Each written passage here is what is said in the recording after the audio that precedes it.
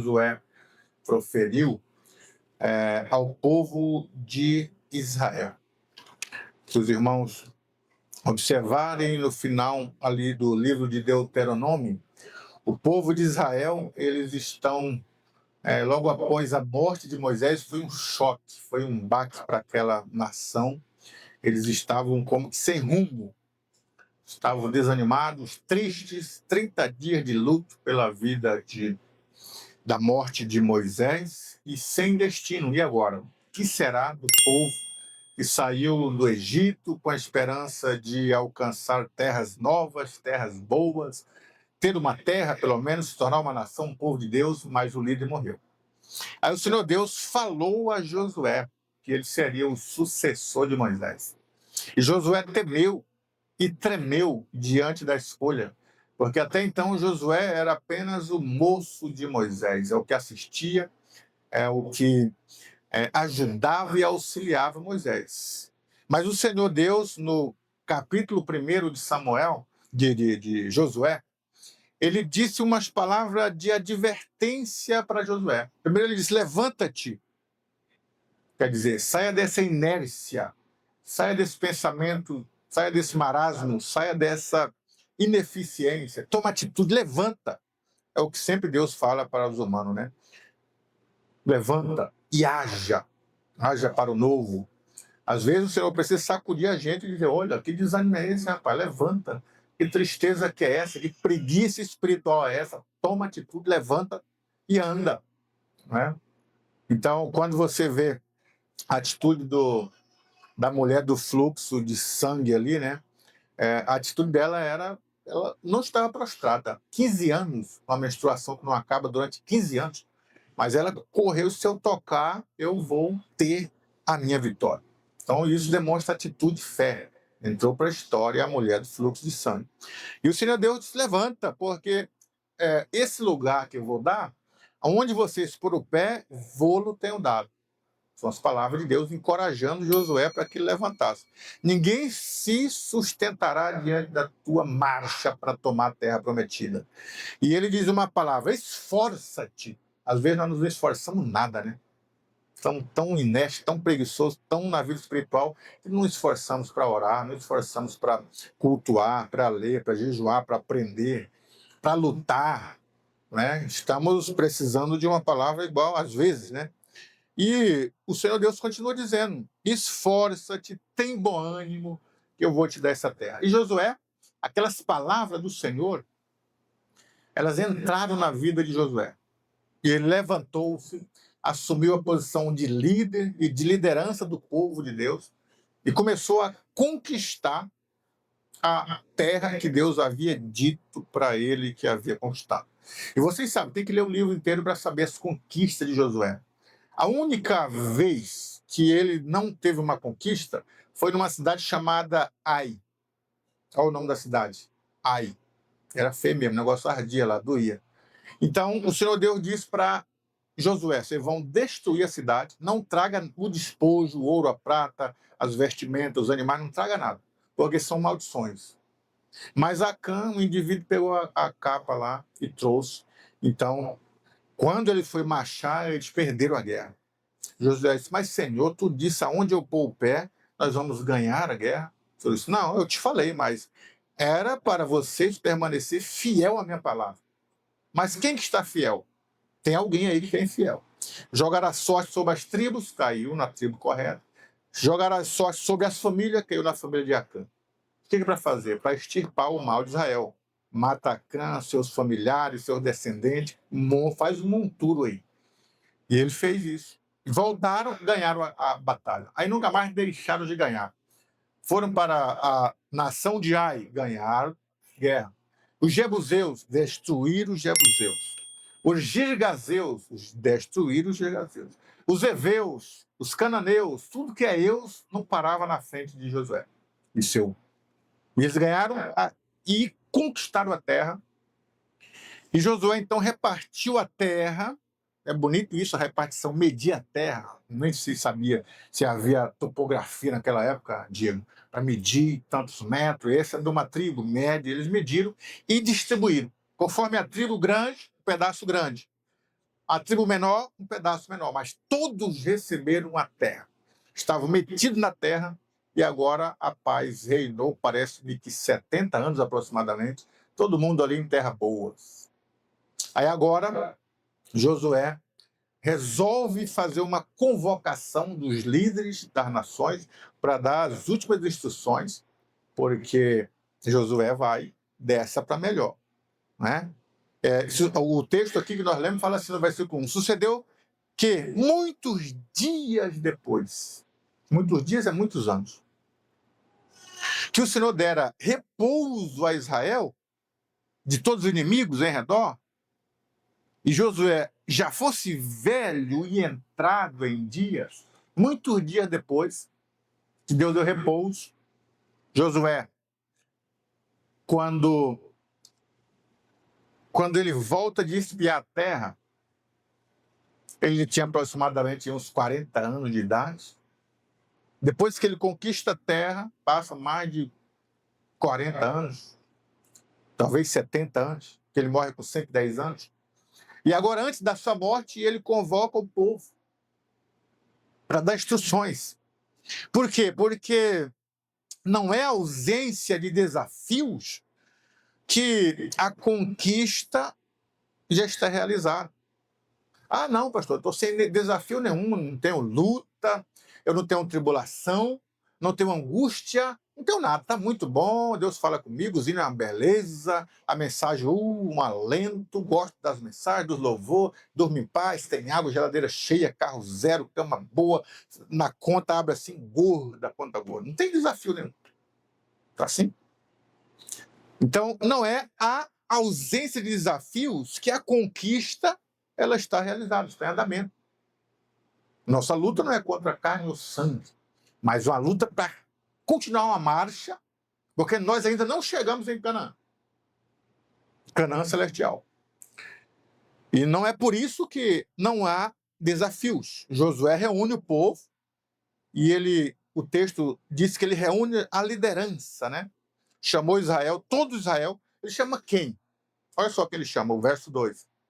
Aos anciãos de idade, né? Aos seus cabeças, quem tinha condições de liderar, aos seus juízes, aos que julgavam, os tribunos, aos seus oficiais, ele chamou esse povo, os oficiais, os juízes, os cabeças, os anciãos, os líderes, eu quero esse povo. Uma reunião com todo mundo. Ele convoca a liderança. Por que Josué convoca a liderança? São os líderes, os anciãos são líderes de famílias experientes. Os cabeças, quer dizer, que tem norte, que tem instruções. Os juízes, que têm fluência de julgamento. Os oficiais, convidou todos eles. Por quê? Porque a liderança espiritual, ela não é neutra. Nenhuma liderança espiritual é neutra. O que os líderes fazem afeta uma nação, para benefício ou para malefício. Está escrito na Bíblia. Quando o justo governa, o povo se alegra. Quando o ímpio governa, o povo geme. Porque a liderança, seja qualquer liderança, no nosso caso nós estamos falando da liderança espiritual.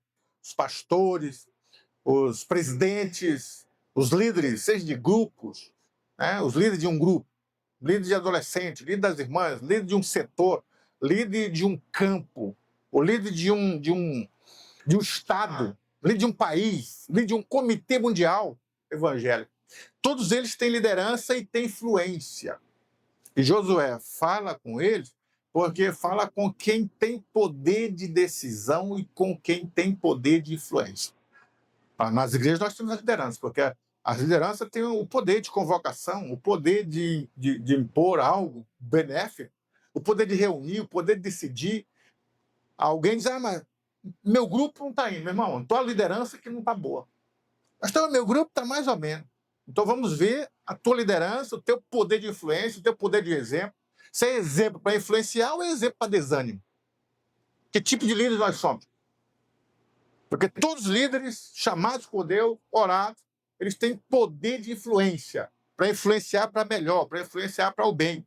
Eu disse e sempre digo para os irmãos, desde que eu estou pastoreando, tudo que me impuseram as mãos para fazer a partir da liderança que a gente responde, eu nunca neguei, nunca disse impossível. Nós estávamos numa liderança de setores, pastores de setores, o pastor Gutenberg disse assim, olha, nós vamos ter a feira gastronômica, isso ano passado, ano atrasado, e os setores aqui da regional, não sei, acho que é a regional 6, cada setor tem condição de contribuir com 6 mil reais, então não tem. Aí o pastor levanta, pastor do céu, não tem condições, o meu setor é muito pequeno, os irmãos não contribuem, não dizimam, não oferta, e chorou mesmo, que quase que nós damos o setor nosso para ele. Aí o pastor disse, tudo bem, não tem condição, e se eu colocar alguém lá no setor, e ele conseguir influenciar e contribuir, vamos fazer isso? Porque a questão não é o povo, a questão é a liderança. Ele falou, não, eu vou dar um jeito. O ligeiro que ele deu um jeito e arrumou. Meu irmão, as lideranças têm poder de influência. Eu fico triste quando alguém... mas é difícil, né? Tá difícil. A turma não atende, não vem, não tem dinheiro, não consegue vender, não consegue fazer, não consegue reunir, não consegue orar, não consegue vir para o culto. Meu irmão, dá vontade de fazer igual para o pastor Silas. Não esperar o final do ano. Já vai trocando logo para que a obra não sofra solução de continuidade. A liderança tem esse poder. Josué chama isso exatamente os líderes para dizer o que nós vamos desenrolar aqui, porque a liderança tem esse papel. Se não está funcionando, a gente vai mudar aí. O verso 3 e o 5, Josué diz para ele, eu sou já velho e entrado em dias, ele reconhece o seu limite, o seu potencial, e diz, e vós já tendes visto tudo quanto o Senhor, vosso Deus, fez a todas essas nações por causa de vós. As palavras de Josué. Porque o Senhor, vosso Deus, é o que pelejou por vós. Só o 4. E vedes aqui que vos fiz cair em sorte as vossas tribos, essas nações que ficaram desde o Jordão, com todas as nações que tenho destruído até uma grande, para o pôr do sol. E o Senhor vosso Deus as expelirá diante de vós, como tem expelido as demais nações que possuís essa terra. O que Josué está dizendo? Qual que é a base? Essa pergunta nos versículos aqui 3, 4 e 5. A pergunta é, qual que é a base da confiança de Israel? Que serve de lição para a nossa vida. Qual que é a base? Ele está dizendo, a base não é teórica, não é teoria, é experiência com Deus. O que Josué está dizendo? Vocês viram, perceberam, estiveram atentos o que Deus fez por vós. É isso que ele está dizendo. Vocês devem se lembrar o que Deus fez. Destruiu a nação de Ai por vós.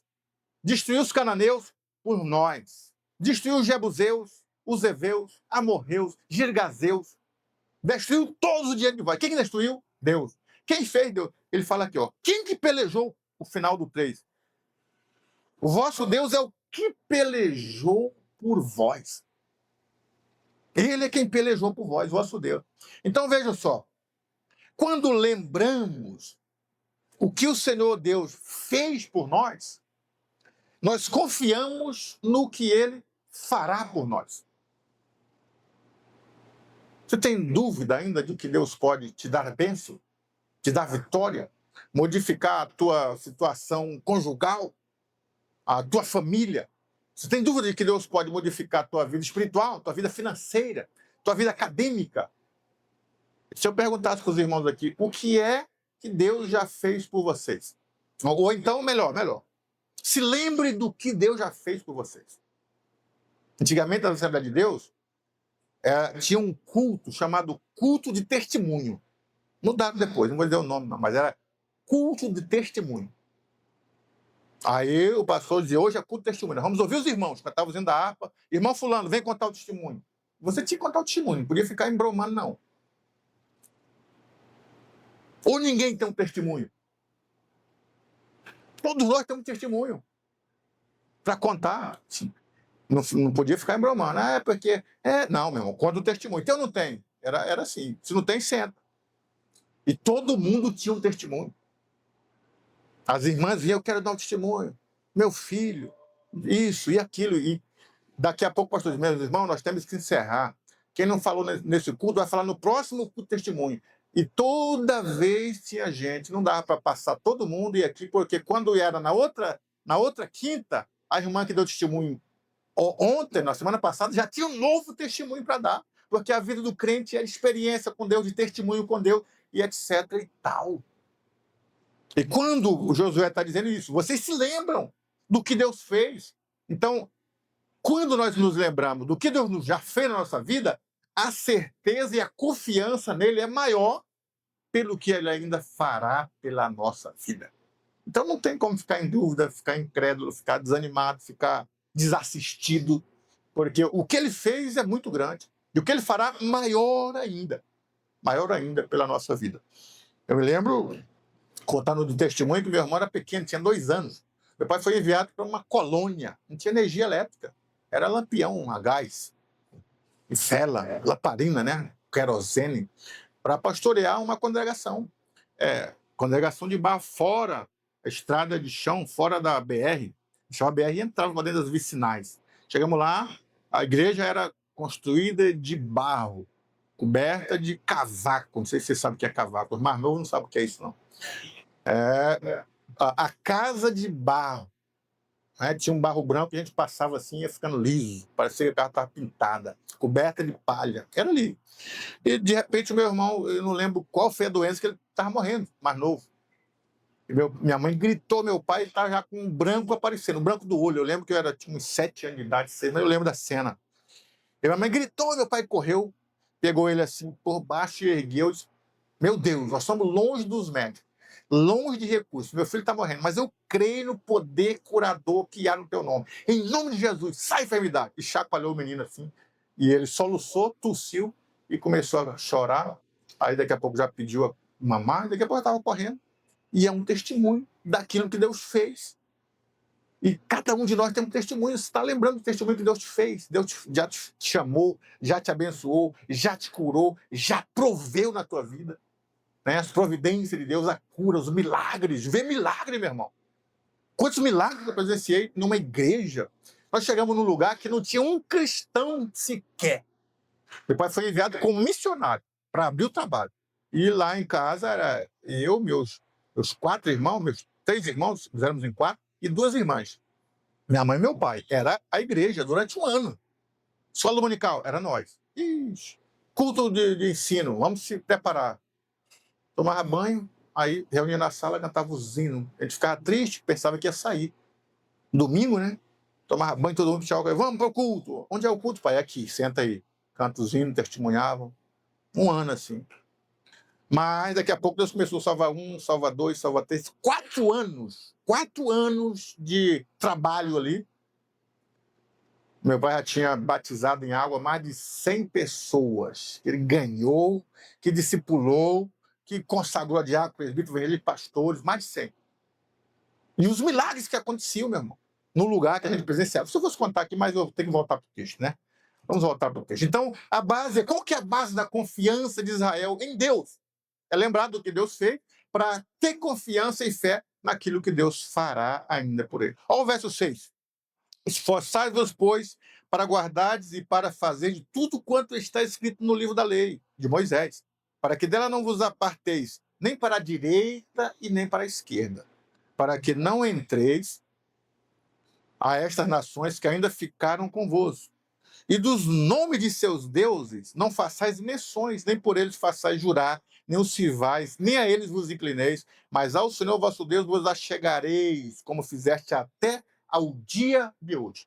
Até aquele dia o povo estava na terra, tá 100%, até aquele dia. Depois você vê o estrago que fizeram porque desobedeceram isso, não é? Que desobedeceram essas leis que Moisés, que Josué está dizendo que não era para se apartar da lei, não era para entrar as demais nações que cercavam eles, que tinha muitas nações ali que não eram eram fiéis, vamos dizer, que serviam a um Deus só. Como que é o nome? Mano, tem um nome, que serve a um Deus só, que serve a vários deuses, monoteístas e politeístas, não é isso, Fred? As nações eram politeístas, viram vários deuses, e eles eram monoteístas, deveriam servir a só um Deus. não era para casar com eles, e nem era para deixar eles casar com o povo de Israel. Não era para nem mencionar o nome dos deuses dele. Deus Dagon, Deus de Astarote, Estar, grande rainha. Não era para falar o nome. Não era para servir nem se inclinar. Era a base. Por quê? Essa era a obediência. Por que Josué perguntou isso? Porque a obediência, presta atenção, é o que sustenta a promessa de Deus em nossa vida. Esse negócio. Quem tem promessa de Deus não morre. Não morre enquanto está obediente. A partir do momento que você é desobediente, morre-se. Não tem esse versículo na Bíblia. Quem tem promessa de Deus não morre, não tem na Bíblia. Você viu com Sansão. Viu com Eli. O profeta disse para Eli, Eli, está tudo certo, está obediente, está 100%. Eu vou fazer aliança de sacerdócio com a tua descendência perpetuamente. Aí daqui a pouco Ofni e Finéias começaram a bagunçar. Aí veio o profeta e falou, eu me arrependo de fazer a minha aliança perpetuamente com a tua descendência. Eu vou cortar e vou dar a outro. Morreu Eli, morreu Ofni e Finéias e assumiu Samuel, que nem era parente dele. Então quem tem promessa de Deus não morre? Não, meu irmão. A obediência é o que sustenta a promessa. Qual que era a promessa? De entrar na terra e viver em paz. Servir a Deus com abundância. Terra que mana leite e mel. Essa era a promessa. Vou dar uma terra que mana leite e mel. Eles vão entrar nessa terra, vão estar em paz. A promessa de Deuteronômio 28. Os inimigos vão estar quietos, pianinho. A chuva no tempo certo. Plantou uva, nasce 100%, colhe 100%. O gado não morre. A cevada nasce em abundância. Enquanto estiverem fiéis. A obediência é o que sustenta a promessa. Não se desvia da lei. Se desviar da lei, aí Deus já não sustentaria a promessa. Porque quando o povo desobedece, Deus tirou a chuva da terra, a uva murchou, o gado morreu, os inimigos tomaram e assolaram a terra. Essa era a consequência da desobediência. Então vejam só, para nós, quais são as lições? Não basta se apartar do mal. Não. Tem que se apegar ao Senhor, como diz o texto. Mas ao Senhor vosso Deus, o 8, 23 e 8, deixa a Bíblia aberta aí. Vos achegareis. Meu irmão, não, pastor, tá tudo bem. Eu não fumo, não bebo, não xingo, não falo palavrão, não minto, não trato mal. Tá bem. Mas não basta se apartar do mal. Você tem que se achegar a Deus. E para se achegar a Deus, como que a gente se aproxima de Deus? É só não fazer o mal? Tem muitas pessoas que por aí afora dizem isso. Um cidadão que disse para mim, pastor, olha, eu não bebo, eu não fumo, não sou infiel, sou fiel à esposa, trato bem a família, dou o sustento, pago minhas contas em dia, eu até dou uma oferta para a igreja. É o suficiente? Não. Tem que se achegar a Deus. Como que se achega a Deus? Obedecendo a sua palavra, e a palavra de Deus diz que orar e se cessar, e você só ora quando é a ceia, ou quando o pastor levanta, vamos orar. Em casa não ora. Joelho zerado. Né? Colocar no chão aqui é perigoso, dar uma hemorragia. Tão novo que está o joelho do indivíduo que não ora. Para se chegar a Deus, tem que orar, meu irmão. Madrugada. É onde Deus fala de madrugada. O irmão Luiz está convocando o povo para orar de madrugada. A gente faz a lista, os obreiros não vêm. Não vem para orar. Leia a Bíblia. Quando você lê a Bíblia? Não, quando o pastor diz leitura bíblica. Aí é que eu leio. E em casa? E o mandamento? O que o mandamento fala? Na tua lei, medita de dia e de noite. Quer dizer, constantemente. Não é só domingo, não. Tem nego que ele pega a Bíblia e deixa na estante lá quando chega no domingo. Aí ele só vem do domingo, quando ele vai, a Bíblia está no mesmo lugar. Ele não perde a Bíblia nunca, porque ele sabe onde está, acima da estante, lá empoeirado. Nunca vai perder. Sempre está lá. É igual a irmã que meu pai conta, foi visitar a irmã. Aí ele esqueceu a Bíblia dele, chegou lá, visitou. Irmã, eu quero fazer uma leitura pela senhora. Me preste essa Bíblia que a minha eu esqueci. A irmã pegou a Bíblia e deu para ele. Aí ele emprestou o óculos da irmã também, leu. Aí colocou o óculos, fechou na Bíblia e orou por ela e foi embora. Daqui 15 dias ele volta para visitar a irmã. Aí, pastor, olha, perdi meu óculos, pastor. Não sei onde ele já cacei a casa toda, não sei onde é meu óculos. Aí, pastor, vamos ler a Bíblia? Vamos. Quando ela pegou a Bíblia para ler, o óculos estava dentro da Bíblia. Fazia 15 dias que ela não lia a Bíblia, que não pegava na Bíblia, o óculos dentro da Bíblia. Né? Então, como que nós se chegamos a Deus? Essa é a questão, não basta se afastar do mal, mas se chegar a Deus. O verso 9, pois o Senhor expeliu de diante de vós grandes e numerosas nações, e quanto a vós, ninguém ficou em pé diante de vós até o dia de hoje.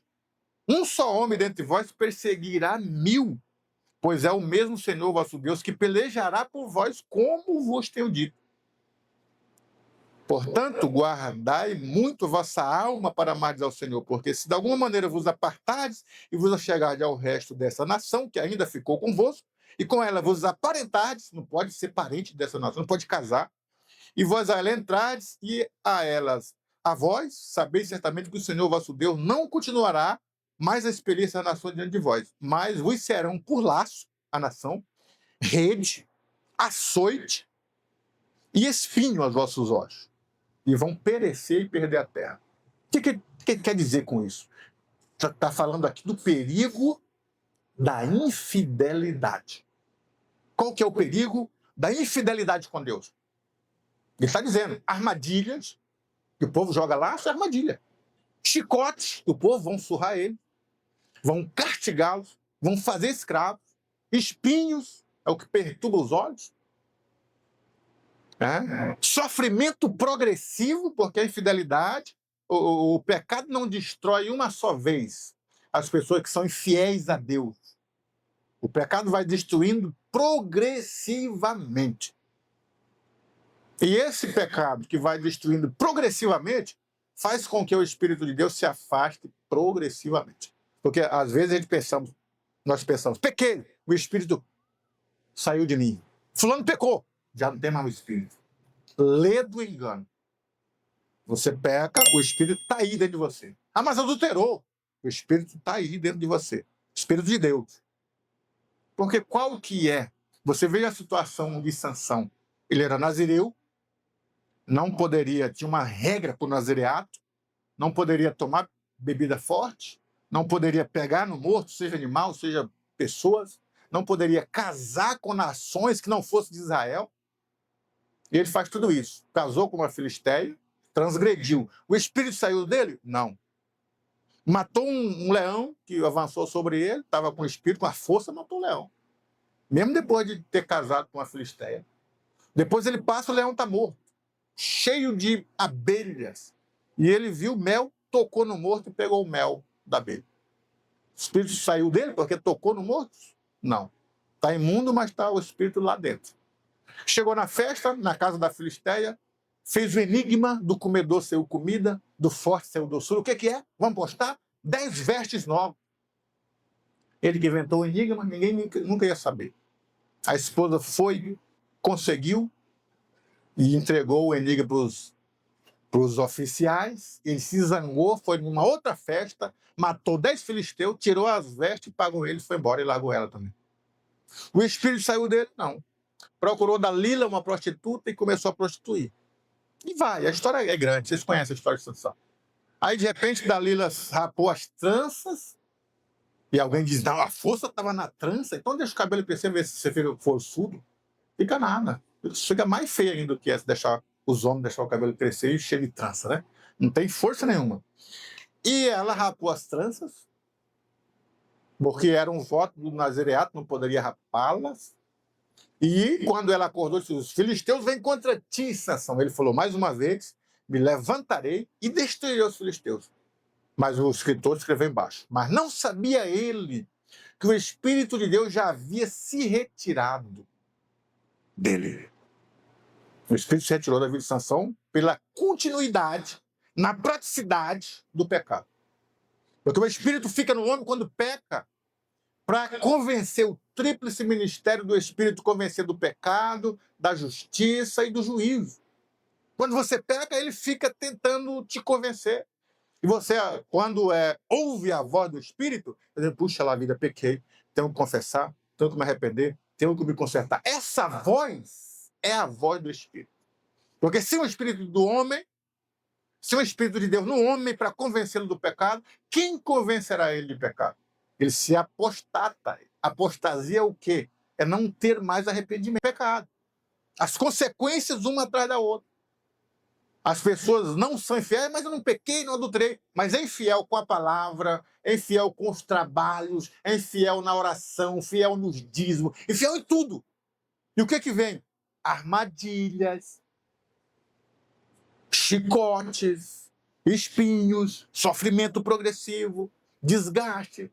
Patina, ganha dinheiro não deslancha mesmo. Trabalha e não prossegue. A vida espiritual anda e não sai do lugar. É o mesmo louvor que ele sabe cantar, é o mesmo salmo que lê, e é a mesma palavra. Não tem uma progressividade porque é infiel. Não pega, não rouba, não fuma, mas é infiel no quê? Com Deus, na oração, nos trabalhos e tudo. E as armadilhas estão aí. E é exatamente isso que Josué está advertindo o povo. O perigo da infidelidade, as armadilhas que vêm de uma infidelidade. Porque a Bíblia fala que Deus é fiel em tudo. Em tudo.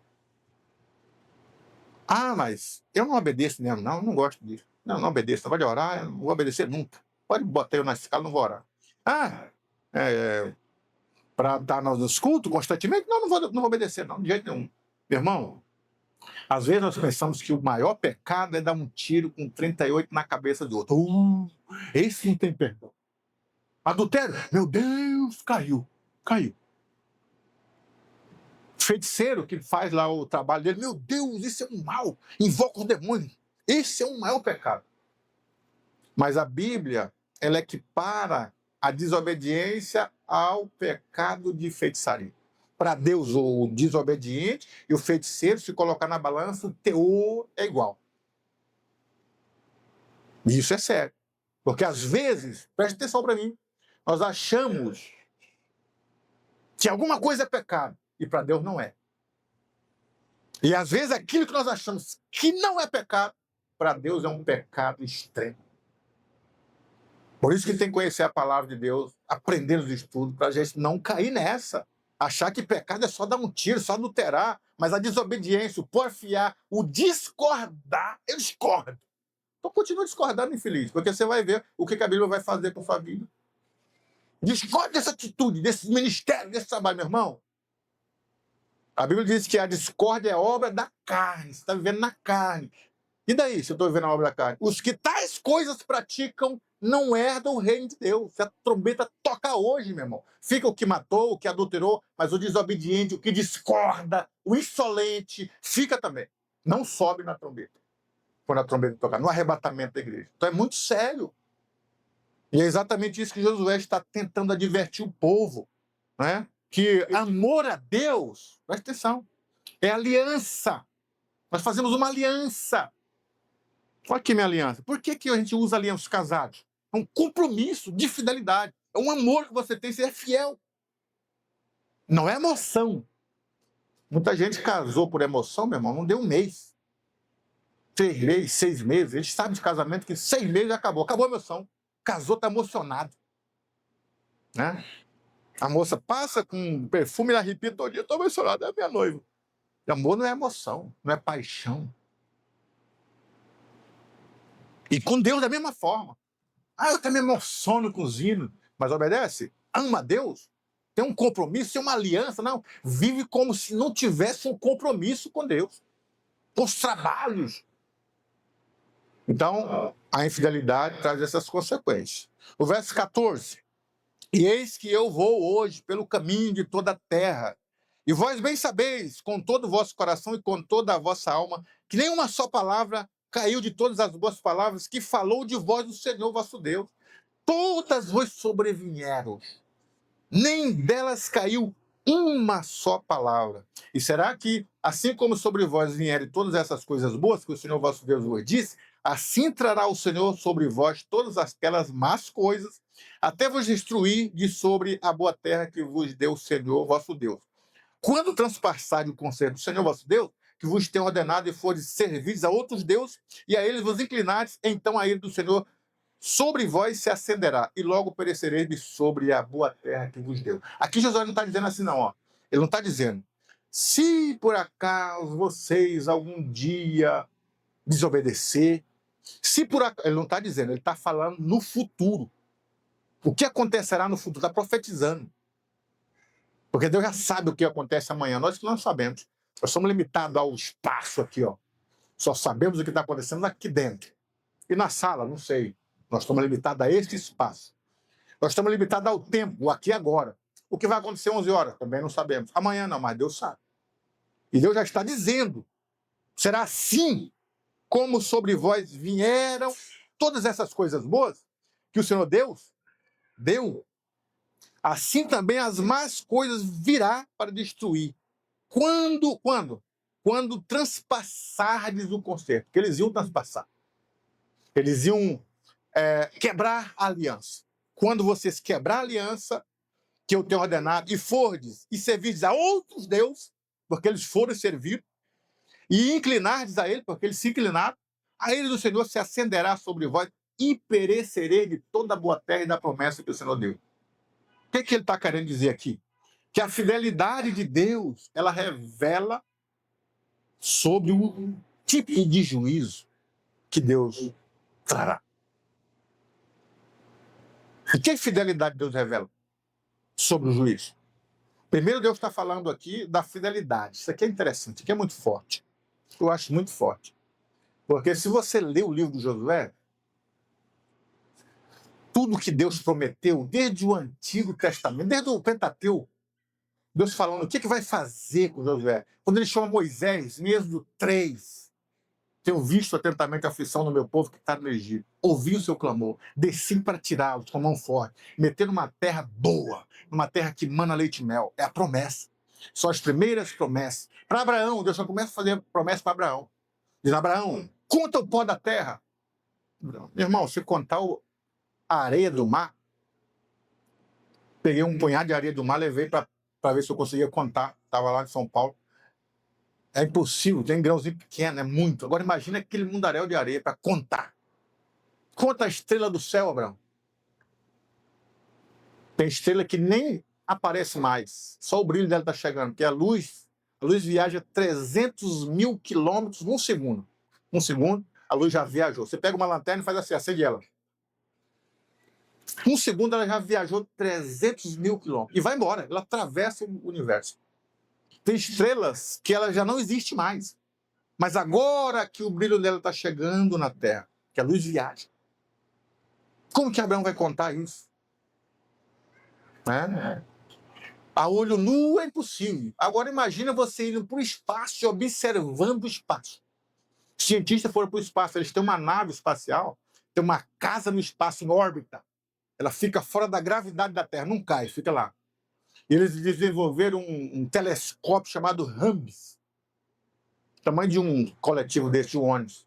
Se fosse possível você olhar no Hubble, no telescópio, daqui para Nova York, daqui Nova York é 12 mil km aproximadamente, 12 mil quilômetros. Você colocar o Hubble lá para Nova York, você focava numa banca de revista. Você lia o jornal como se estivesse lendo aqui, ó, pertinho assim, ó. Porque a precisão do Hubble para trazer é muito grande. E eles desenvolveram isso e observam o espaço. E eles dizem que as estrelas são inúmeras. Tem um sistema solar com milhões de estrelas. E dentro da nossa galáxia, vários sistemas solares, milhões. E galáxias como a nossa, a Via Láctea, ele diz que o homem já conseguiu ver mais ou menos uns 200 bilhões de galáxias. Então veja a grandiosidade que é. A inúmera grandeza de Deus. Por isso que o Salmo diz assim: quando eu olho o céu, obra das tuas mãos. O que é o homem para que te lembre deles? Davi falando para Saul: eu sou como um cão morto, uma pulga no deserto. É a pequenez do homem.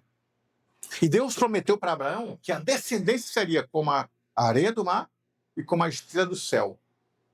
E quando Josué ele toma a liderança do povo, ele já diz assim: hoje, vocês já são como a areia do mar. Está escrito. Quer dizer, já são inúmeros. Era de um só Abraão, Isaac. E depois Esaú e Jacó, e depois 12.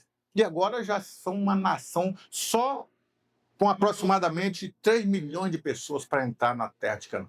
Só homens, mais de 600 mil homens, para as mulheres e as crianças. Quer dizer, Deus prometeu, cumpriu.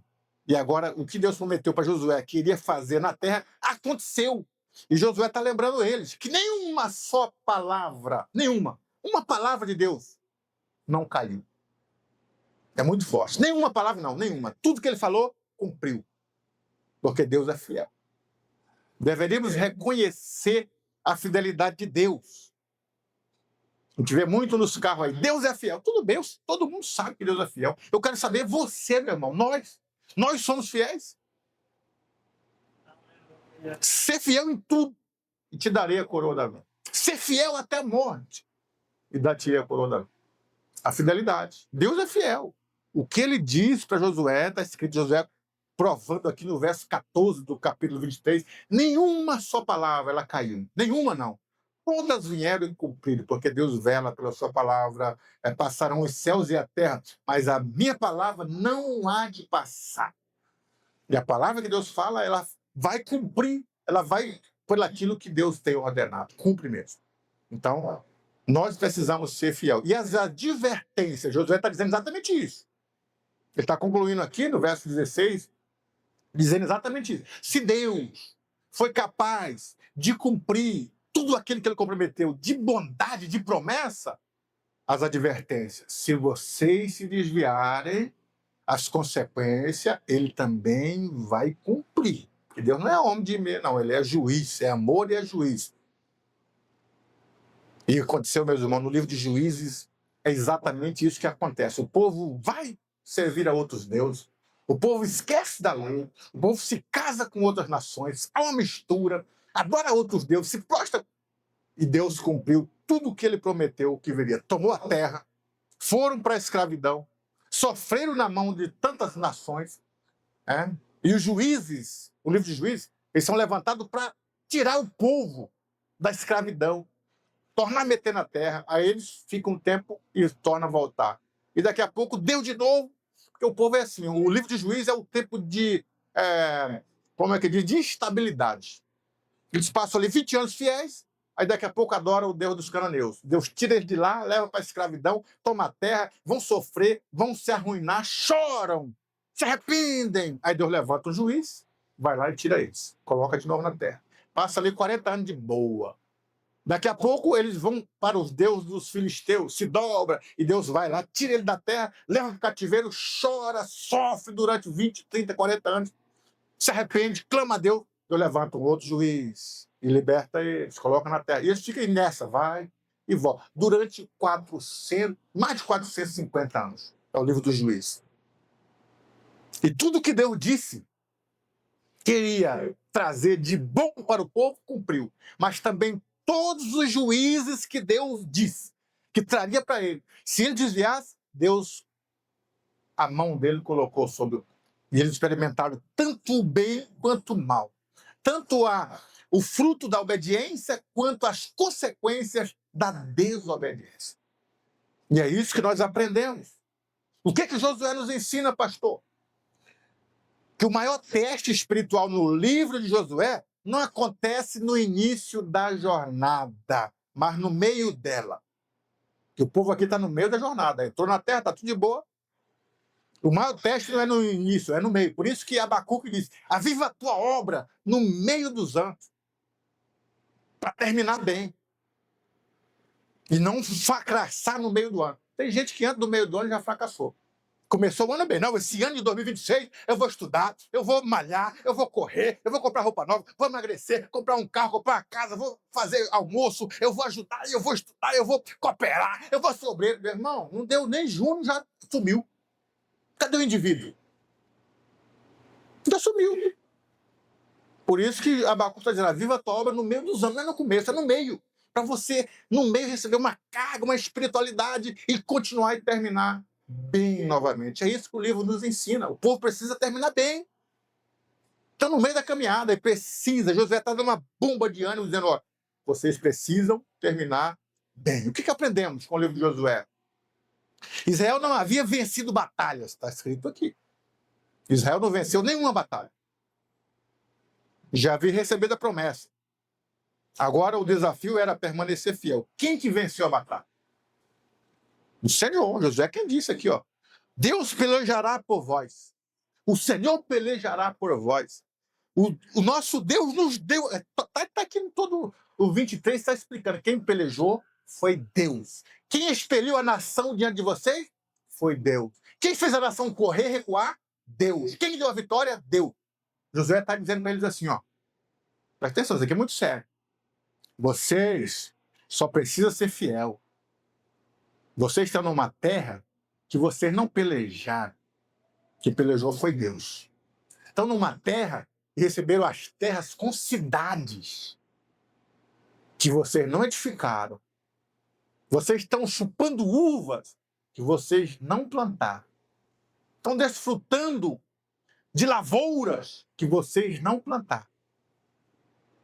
O mínimo que vocês deveriam ser é gratos e fiel. Só isso. Nós respiramos um ar que não pagamos por ele. A pessoa, se Deus decretasse a partir de hoje, cada hora de oxigênio é R$100. Está respirando um ar que você não pagou. Está tendo uma vida. Está saúde, não? Está com saúde? Está morando? Morando bem ou mal? Mas está morando. Está vivo. Não é? Comeram hoje? Se alimentaram? O frango ou não, o picanha ou não, mas se alimentaram. Um ovo? Ok, se alimentaram. Quem que deu esse aí? O Senhor Deus. Tem família? Tem uma cidade? Tem uma igreja? Tem um pastor? Ok. Qual que é o mínimo que Deus quer? Que a gente seja grato e fiel a Ele, não é a mim não a Ele. Nós precisamos ser fiel a Ele. Só isso. Essas são as palavras que Josué nos ensina. Terceira lição que Josué nos ensina. A memória espiritual é essencial para a vida cristã. Porque Josué começa lembrando o que Deus fez. A nossa memória do que Deus já te fez na tua vida é essencial. Quando você pregou, quando você cantou, quando Deus te abençoou, os milagres que Deus te fez, as portas que Deus te abriu, as falas que Deus te abriu, quanto Ele já te revertiu, quantas vezes você já chorou na presença de Deus. É só isso, a memória é essencial. Porque senão a gente fica vulnerável. E agora? O que vai acontecer amanhã? Eu não estou sentindo mais nada. Será que Deus não é comigo? Será que Deus vai me dar vitória? Será que eu vou vencer a luta? A memória é boa para você ter confiança e confiar naquilo que Deus ainda vai fazer. Qual lição forte?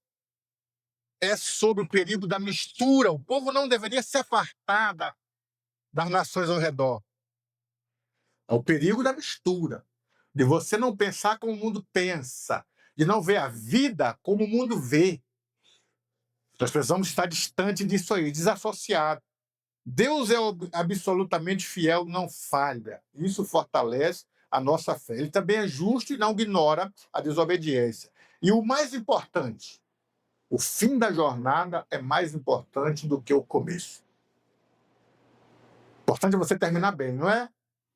Não é dos ligeiros a carreira, mas do Senhor vem a peleja. Melhor é o fim das coisas do que o princípio dela, diz a Bíblia. Josué, presta atenção, não termina falando de conquista. Não termina. Você ainda vai conquistar, Deus vai dar. Não termina assim. Ele termina a vida falando de fidelidade. Fidelidade. Seja fiéis a Deus, seja fiéis. Isso define a visão espiritual de sucesso. O que é o sucesso? Não é sobre começar bem, mas sobre terminar bem. Sucesso na vida espiritual é outra coisa. Você ter uma vida boa com Deus, uma vida espiritual sadia. Deus fala contigo, você ser agraciado com as bênçãos de Deus. É diferente do sucesso do mundo, do status, dessa correria que o mundo tem. E finalizando, a nossa Canaã é celestial. Assim como o povo marcharam e conquistaram e foram metidos numa terra que mana leite e mel, nossa Canaã é celestial. É sinônimo, Canaã da terra era sinônimo da cidade santa, aonde nós vamos morar. Então, quando nós sabemos do que tem na terra lá, Porque o povo lutaram porque sabia que a terra era boa, terra que mana leite e mel, terra de frutas, terra boa. E nós sabemos o que nos espera. As mansões celestiais é terra boa, é o descanso eterno, é a presença de Deus, é a alegria do Espírito, é tudo que a gente podia falar do céu, meu irmão, que não há mais tempo para falar, é o que a Bíblia diz e nós precisamos conhecer, porque é um motivo nosso de estar com Deus. Gratidão a Deus por nos colocar aqui e motivo, a conquista de Canaã celestial.